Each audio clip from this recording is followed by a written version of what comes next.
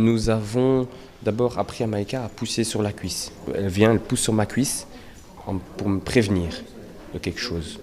Avant de prévenir, elle doit avoir l'odeur de l'hypoglycémie, l'hyperglycémie qui est propre à chaque personne.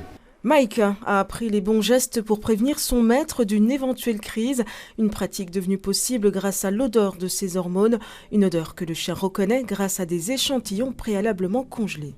Il va assimiler le pousser sur la cuisse avec l'odeur. Chez moi directement, c'est un chien de chasse, un épagneul anglais qui a un odorat su développé et elle le sent directement. La chienne arrive à anticiper les crises avant que la pompe à insuline dont Martin est équipé ne détecte un taux de sucre anormal.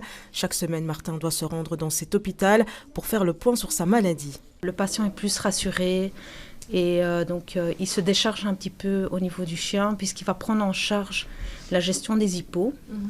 Surtout par rapport au patient qui a beaucoup d'hypoglycémie, c'est très intéressant.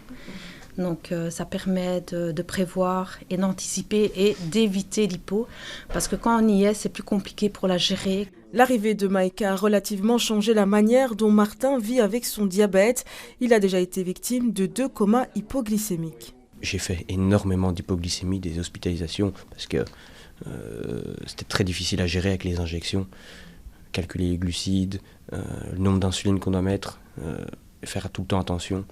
C'était une grosse charge mentale. Le médecin qui le suit confirme les performances du chien tout en reconnaissant certaines limites à la pratique. Le chien d'assistance détecte mieux les hypoglycémies que les hyperglycémies. On ne peut pas se reposer complètement sur les chiens d'assistance, surtout aussi que ça va apporter une information qui est une information qualitative. On a des systèmes qui permettent de mieux appréhender l'évolution quantitative du sucre que le chien ne peut pas apporter. Depuis le début de ces formations, 5 chiens d'assistance au total en Belgique ont été confiés à des patients diabétiques.